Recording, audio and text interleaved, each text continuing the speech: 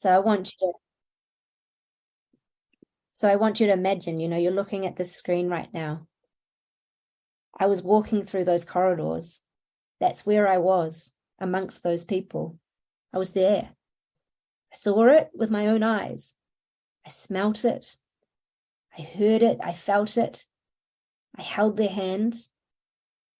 And then I walked away. I walked out of that place. I walked back to my life of freedom, back to my cushy life. But I know that if I had been born somewhere else in the world, in another circumstance, that could have been me.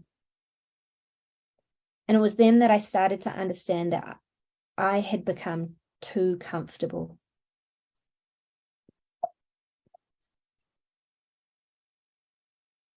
And this brings us to the C in our acronym, commitment. As I said, learning to make a difference has meant for me, 1, learning to live with Lucy. 2, being uncomfortable with being comfortable. But more than that, I needed to commit to doing something about it. There's a beautiful song written by the Kiwi singer Brooke Fraser, and she sings, "Now that I have seen, I am responsible." I left Mexico certain of 2 things. The first was a certainty of who I am. I've lived a life of incredible opportunity. I really have. I am privileged. At the time, I was this 26-year-old educated woman with a disability living in a world of opportunity. And the second thing I came away certain of was this: now that Robbie, I have seen, I am responsible.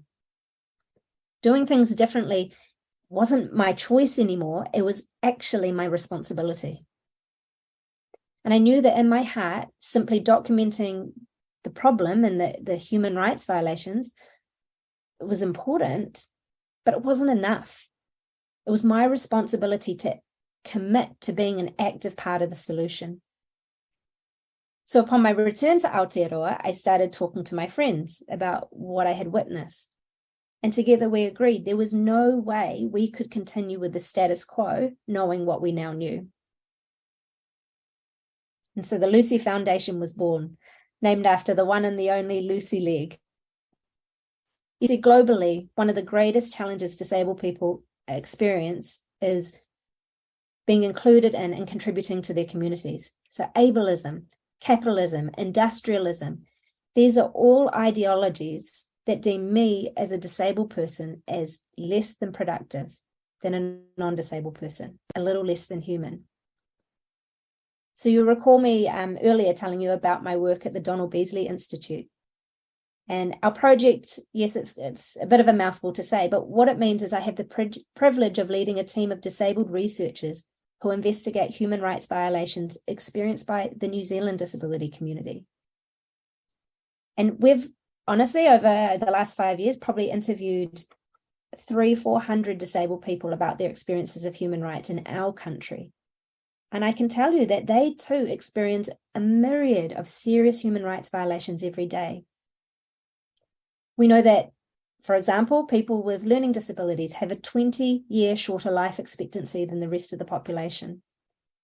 We know that only 2% of New Zealand's housing stock is accessible, even though 1 in 6 people need a modified house simply to live safely. We know twice as many disabled Kiwis are unemployed than non-disabled people, and even those who are employed earn on average about $200 less than their non-disabled colleagues. And this disparity is even higher if you're tangata whaikaha or tagata se limalo, if you're a disabled Māori woman or a disabled Pacifica woman. We know most of our prison population has undiagnosed intellectual neuro disabilities or brain injuries, ADHD, FASD, dyslexia, yet they're not considered worthy of having their disability rights as they should under the Convention on the Rights of Persons with Disabilities. We know that disabled children are consistently denied education at their local school, that disabled men and women are often sterilized without their consent, and that sexual and physical and emotional abuse is widespread. So much for human rights, eh? So it's with these experiences and with this knowledge at the forefront of our minds that my friends and I, we knew the only way we could have a significant impact on this disadvantage experienced by the disability community was if businesses and organizations began to recognize that diversity has the same, if not more, value as things like productivity and competitiveness and profitability. Unfortunately, very few employers and businesses and organizations believed me when I told them this. So we started thinking, well, how can we do things differently? How can we train and employ disabled people ourselves? How can we lead by example? How can we demonstrate the value of diversity in business? We needed a product, of course. So what product can't New Zealanders live without and would be willing to pay just a little bit more for if they knew that it had been produced in an ethical and inclusive way? Coffee.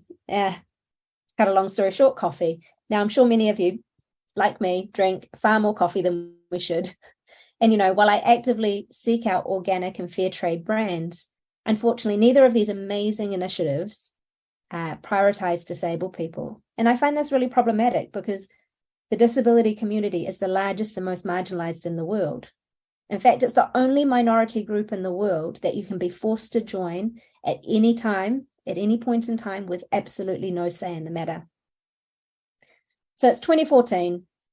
We sent our idea around the world. And I tell you what, within 1 week, we'd been invited to work with an isolated indigenous community high in the mountains of Oaxaca in Mexico, which is home to a really special type of coffee. So we spent the next 3 years approximately fundraising and visiting Pluma Hidalgo, and we researched, we listened, and we worked with the local community to establish what their social, economic, and environmental needs were before calculating how we could work together and collaborate in partnership to meet those needs through sustainable trade. Then in 2017, we established a team on the ground in Pluma Hidalgo, and we launched the Pluma Coffee Project. So the aim of the Pluma Coffee Project is to totally transform the global coffee industry by developing a sustainable value chain of coffee that's not only good for the environment, the community, and the economy, but is also inclusive of disabled people.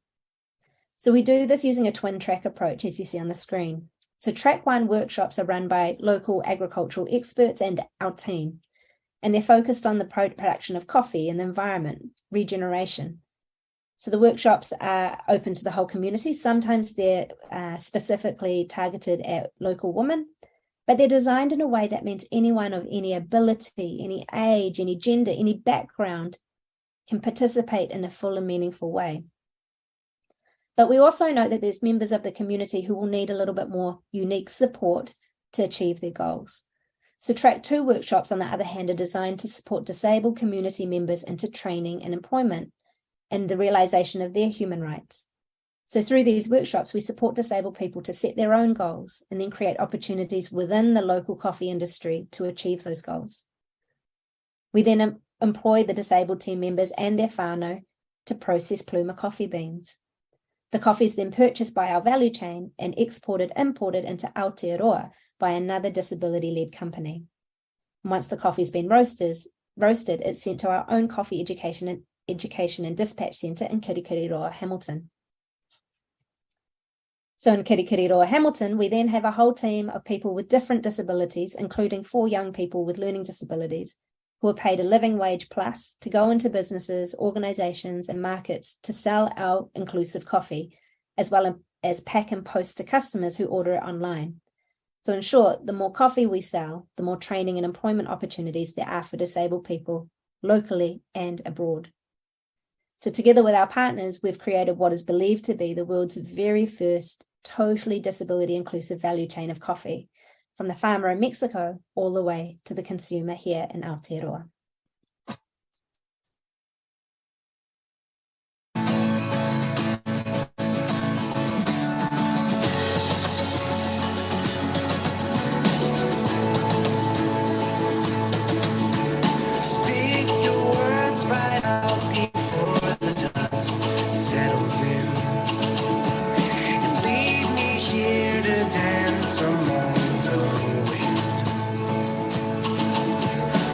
Free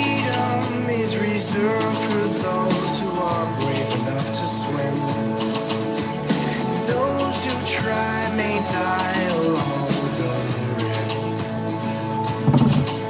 How easily we learn to love, but lay alone instead. How it feels to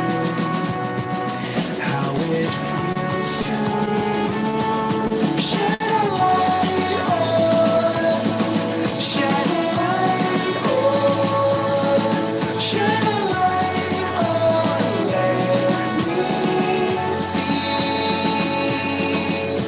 Speak your words right out before the dust settles in, and leave me here to dance among the wind.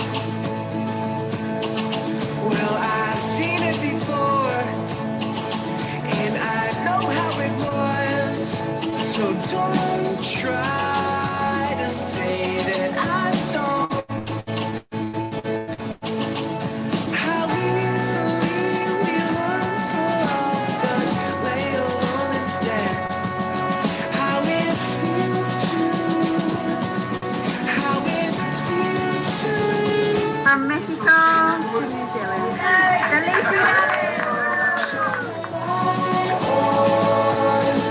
shed a light on, let me see. Shed a light on, shed a light on, shed a light on, let me see. I know how it feels, 'cause I'm feeling it right now, when I'm alone in here. I know how it feels, 'cause I'm feeling it. Whoop. Alrighty, so this brings us to the final letter in our Lucy acronym, our final lesson, and that's Y for you. Now, it sounds totally cliche, I know, but the reality is only you can decide to do things differently, whether it's in your own personal life, the life of your whānau, family, maybe in your workplace, I don't know.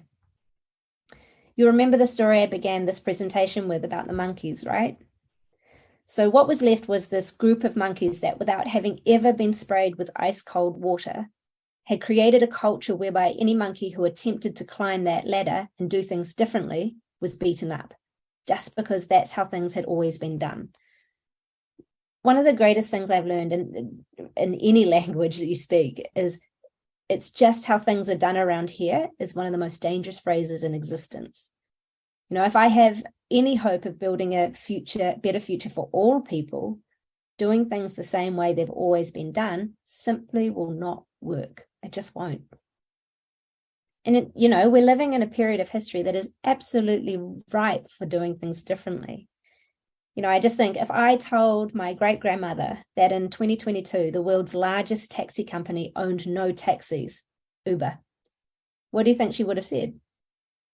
You're dreaming. If I told her that in 2022, the world's largest accommodation provider owned no real estate, Airbnb, she wouldn't have believed me. Yet all these things have been achieved because someone out there decided to do things differently than they've always been done.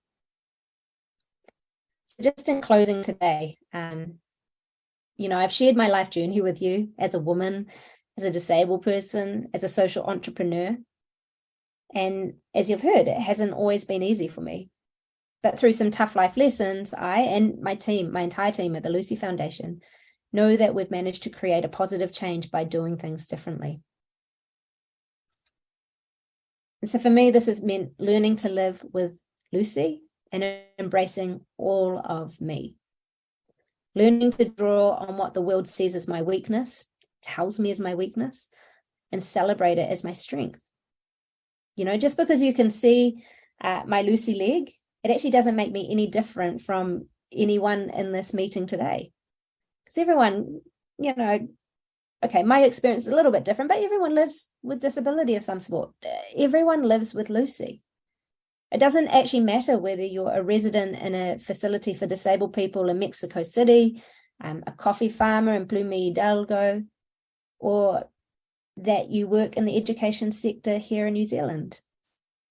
You know, everyone's got a Lucy. What's yours? I don't know, maybe you experience imposter syndrome. I certainly do. Anxiety. Maybe your family life is complicated, money issues, or maybe things are a bit difficult in the workplace at the moment. What is your Lucy? What is your weakness?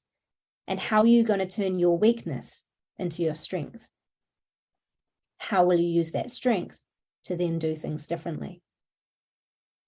You get uncomfortable with being comfortable.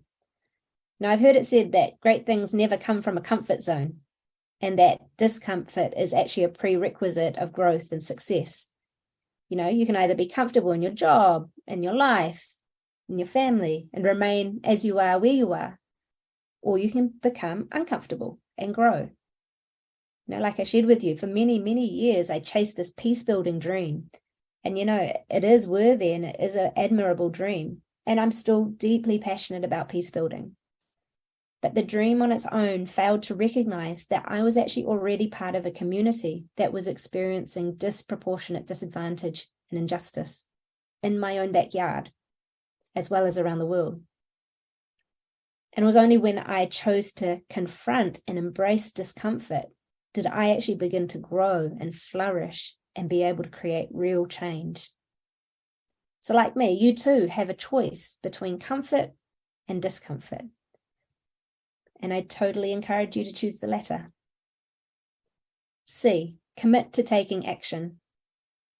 Doing things differently takes sacrifice. It takes time. And oh my goodness, it is so incredibly exhausting. I often feel like I'm actually just hitting my head against the wall and not moving anywhere. But if you aren't committed to taking action, then I can guarantee you'll end up giving up. Now, over the Lucy Foundation's 8-ish years of existence, I've actually only ever been paid for 3 days of work out of 8 years. The rest is entirely voluntary. You know, juggling an international foundation while completing a PhD, while working full-time, while parenting, while being disabled, it is darn hard. You know, and there are so many things that have popped up in my life that have had me thinking, well, maybe it's not just hard, but maybe this is too hard. You know, like those monkeys climbing the ladder, remember? I feel like I'm being sprayed with ice cold water and being constantly pulled down by others who want to stick to doing things the same way they've always been done.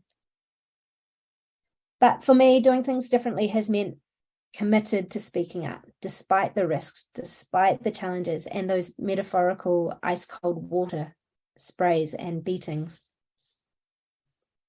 And finally, you. Why for you? You are the difference. Cheesy, yes, I know, but there's actually no other way to say it.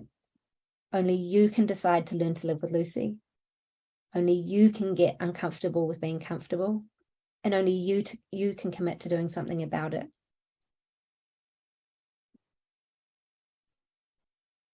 And that, my friends, brings me to the end of today's presentation. I guess my hope is that by sharing my story with you, you'll be able to take home the things that have resonated with you, while also leaving behind the things that didn't resonate with you. You know, I really value this time that I get to spend with people such as yourself. And I invite you to please reach out to me. I know we've got some questions time now, but I also wanted to say that from the bottom of my heart, and also on behalf of our team in New Zealand and our team in Mexico, who I told I was presenting this story and had their permission to present this story today, we want to thank you. We want to thank you for the support and for joining us on this journey. And so I hand it back to Whaia Tanya, and I invite any and all questions from you today. I am an open book. Thank you. Before we begin with the questions, I'm going to invite everyone, if you've got a question, please, it would be useful for us to have those questions in the chat, but I will, if we don't have too many questions, then if you would like to use the icon to raise your hand, hopefully I'll be able to see it. We've got so many people here. And I'll be able to ask you to unmute your mic and ask your question. But before we do that, e te rangatira I te tangata haua nau I whakatuwhera mai I te kuaha o tātou me te ngākau. Kia titiro, kia whakarongo, kia mahia te mahi o tēnei kaupapa rongonui o tātou katoa ngā hunga tangata, ahako kei whē te wāhi e noho ana. Robbie, we're just so delighted to have had you share your experiences, which have been huge and significant in the bigger spectrum of things. But we're delighted you were able to bring that back into the scope of what we're addressing here as well, and bring that understanding into and challenge us in our own way. And I've taken down a few notes, actually, of some of the things that I've taken away from this presentation. I can't help myself. You heard me bringing in a waiata this morning. So as soon as you talked about Brooke Fraser, that was it. I was captured with that one-liner, which I totally respond to. And her line said, now that I have seen I am responsible. I actually added something else. This was for my benefit, not for anybody else's, but I'm going to share it. Now that I have heard I am responsible. And that really resonated with me. There's no doubting that in our institutes, we know and we work alongside our colleagues who work with our disabled whānau, and we interact with them all the time. In fact, we're rubbing shoulders with them all the time. But this has brought us probably a clearer vision of what they're coping with. I don't think that we ever see it in that scale, and we don't think about it in that scale. That's from my own personal thinking. And so there's one thing that I go away with, a question that I will continue to challenge myself with, because not only did you talk to us about being proactive with our tangata haua, our disabled whānau, but you left us with a challenge. How will you, for ourselves, how will you turn your Lucy into a strength? And I'm going to take that away for today. I'm going to work on that question and see where it takes me, because I agree with you. Unless we're uncomfortable, then we kind of stick with the status quo, and we don't do anything. We've been challenged a lot, just that you know, in this, because many of us are going through changes in our institutions. So we are being proactive in that space, and this is part of that journey. So I'm just going to have a look very quickly at some of the comments that are coming up. Look, I just see everybody's really, really appreciative of it, and I just want to start from Helen. She says, thank you for what you are doing, Robbie. We are responsible. Mahi a te mahi. Kia ora hera weni, e tika te kōrero. Just do the work. That's what it literally means. Really appreciate your talk this morning. Just wow. Wow, Robbie. Wow.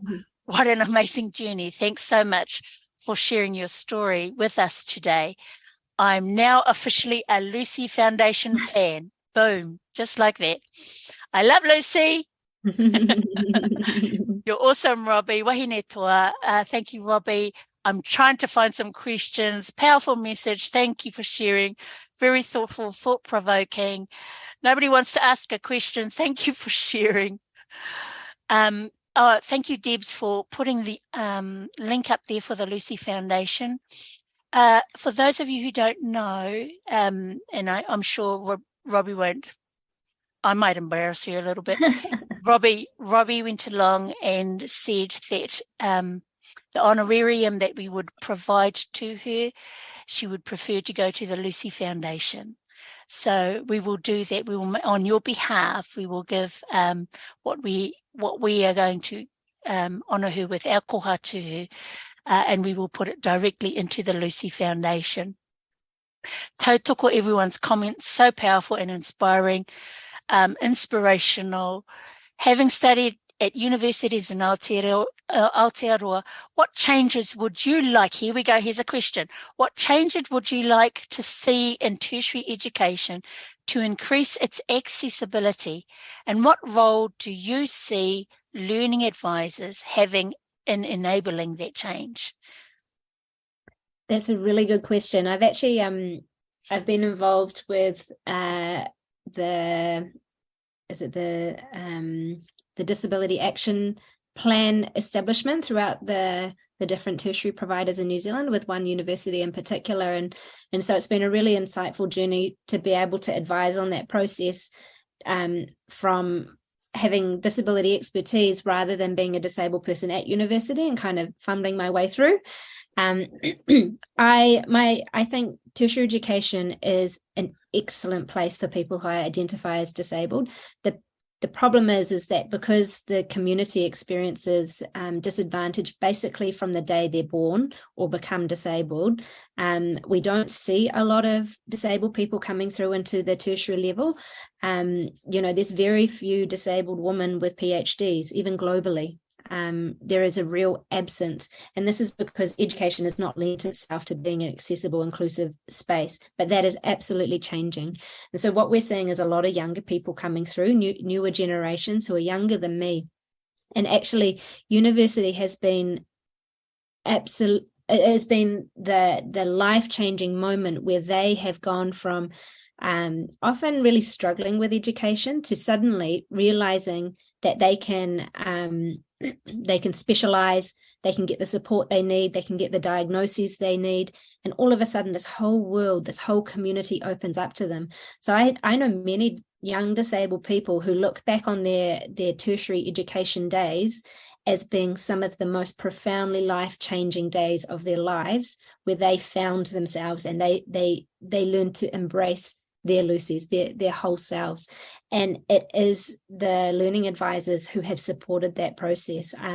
The people and the supports that are put around young people with disabilities, or anyone with any disabled person in tertiary education, is so important, whether that's reader writers, whether that's helping people find diagnoses so they can get the funding and support they need, whether that's extra time during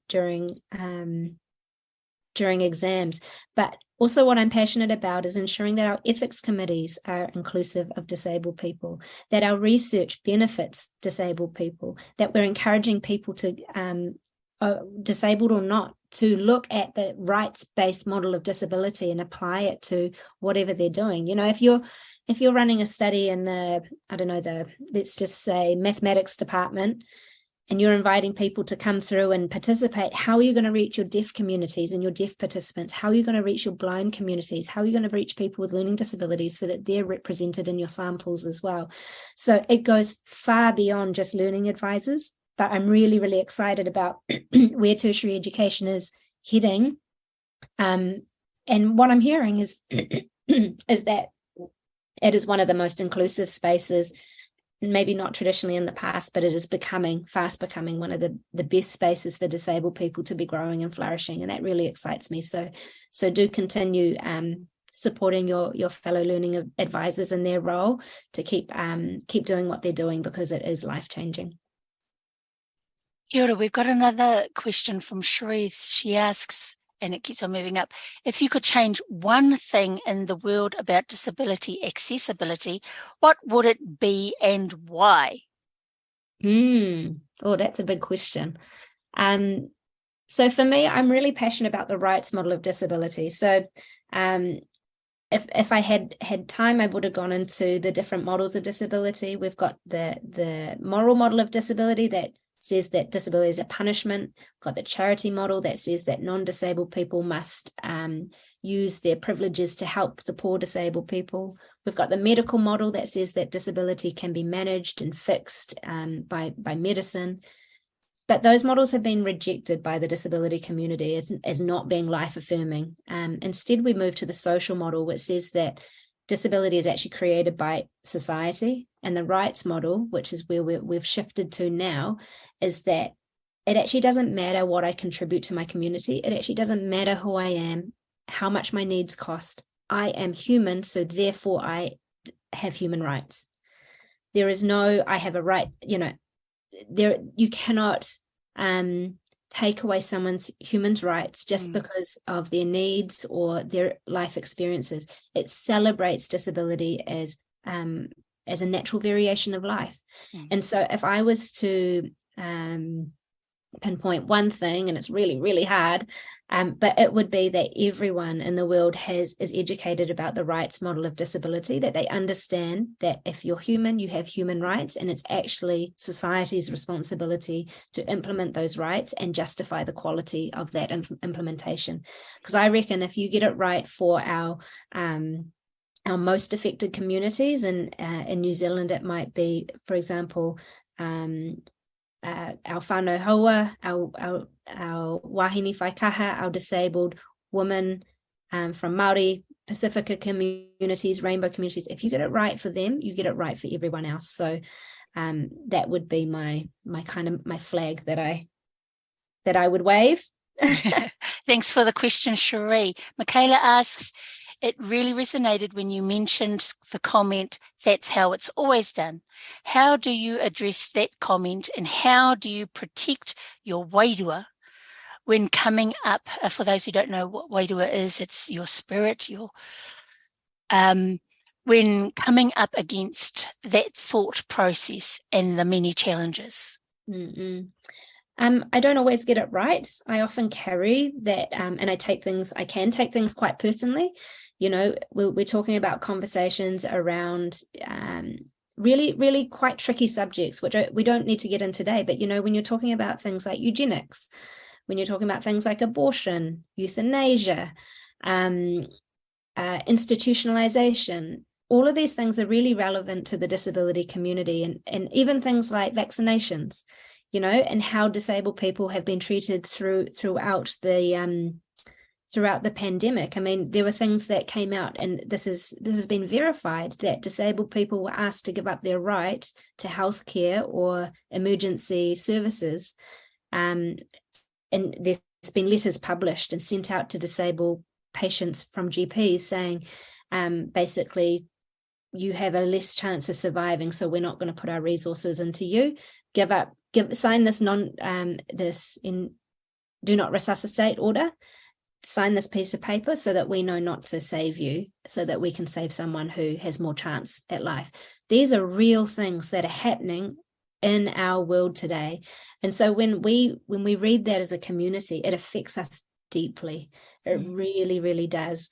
For me, how do I protect my wairua? Well, I talk about my experiences. I remain connected to my disability community. I think, especially in higher education, that we can surround ourselves with people who are not the community that we are there to serve. A friend in academia pointed out to me the other day, she said, all of my friends had PhDs, and, you know, all of my friends who she works in the space of racism. She said, I used to know people who were on benefits. I used to know people who had been incarcerated. I used to know people who were disabled. Now I don't. It's very easy to surround yourself with people who have privilege. But for me, it's about remaining connected to our community. It's about speaking and sharing these stories with their permission. And so that's how I feed my soul. That's how I feed my wairua, is to continually keep coming back to what is this actually about. And for me, it's that experience in Mexico City, going undercover into the psychiatric institution. It would be easy to compartmentalize and shut that out because it was so disturbing. But I forced myself to engage with it as much as possible, so that I remember that I actually have a responsibility to respond to the injustice. And then when I come away from these kinds of presentations with my cup full, because I know that and actually the next line in Brooke Fraser's song says, so now that I have seen I am responsible, I will tell the world. And so when I tell the world about what's happening and I see change, that fills my cup. Oh, we've got two more questions, actually. So, he pātai, the question comes from Marion. Robbie, when you went undercover in Mexico, did you also have to compromise by hiding your disability? And how might the compromise stance raise its head to committing to Lucy's actions? Your thoughts, that is, what is a proactive stance to sidestep compromise? It was a really interesting situation, actually. So, because I'm Pākehā, and that's seen as wealth, I definitely covered up, but because I was there as a foreigner, they assumed that I was there to give them money and to support what they were doing. And that's how we got our team into there. So we went in under that guise and had all the cameras hiding and notepads and things like that. We were actually there to document the abuse for reporting purposes. So I didn't have any issues because I was the Trojan horse, if that makes sense. I was there to smile and say, oh yes, okay, oh those poor disabled people. That was my role when I went in there. Committing to Lucy actions. I don't. How might the compromise stance raise its head? It's productive stance aside, step compromise. I mean, other examples. I don't think I've asked that question very well, Robbie. Okay. I'm stuck. I don't actually like the word compromise, but we're challenged by sometimes having to trade off sometimes. And that's sort of where the question's actually coming from. So I may not have used the right word, but I hope you kind of get the gist of my question. So answer it any way you want to.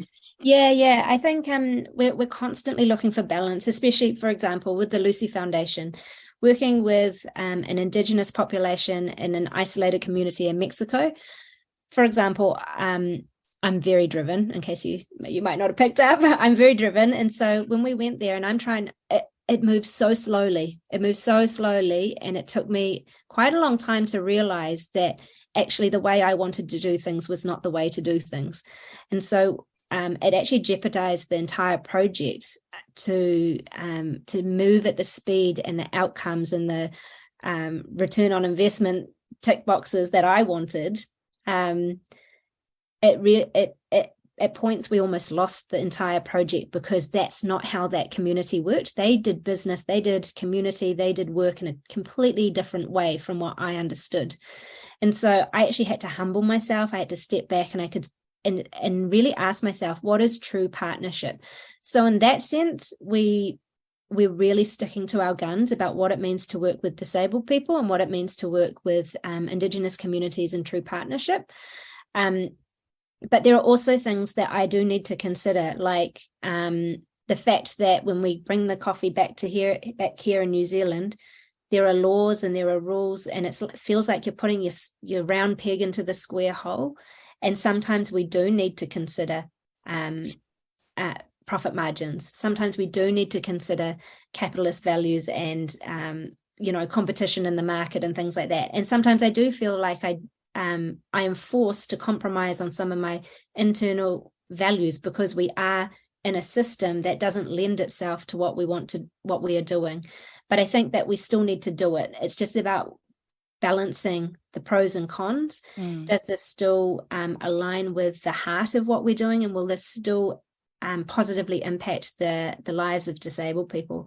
But it's doing things differently. It's a constant juggle of working in the system and challenging the system at the same time. And I don't have a straightforward answer, but just to acknowledge that, we do have to wrestle with it every day, and no one day is the same. While one day I have to think about, what's an example? A tick box for a funder. On the other day, I absolutely do not want to be tick boxing our disabled staff because that's not what it's about, So really good question. Yes, balance. Yeah, it's a balance. It's a juggling act for sure. I've got one final question for you, Robbie. How can we lobby for the rights of learners throughout the entire degree?